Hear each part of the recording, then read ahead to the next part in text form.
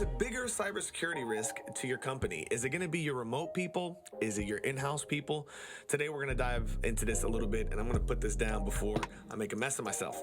Traditionally speaking, remote workers would be seen as a higher security risk, but recent research would combat that quite a bit. People tend to have a sense of ownership with their own cybersecurity provisions at home. Even if they're not familiar with how to, they recognize that they don't necessarily want to click on that phishing email from the personal email address on their personal computer. The thing is, when you provide a agent something like a Chromebook or even pay for their network at home, there's normally, as part of the prerequisite to work remotely, a higher emphasis on the importance of cybersecurity.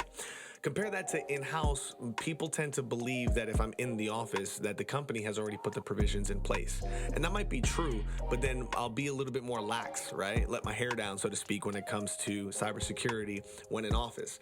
And it's not always just about clicking a phishing link. Sometimes it's as simple as somebody having, the not most recent software update on their phone and then plugging that phone in to charge on the desktop CPU, even if it's a thin client. I see that happen a lot.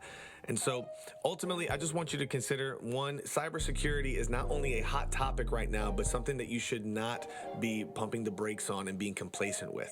One thing I'd recommend is maybe learning how to gamify your compliance training so that people actually enjoy the training that they need to be on.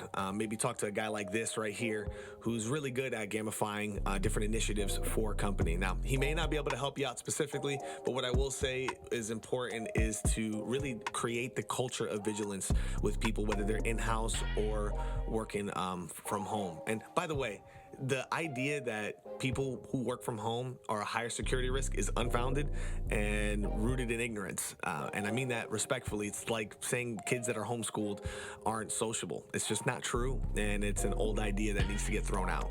So hope this helps. Be great.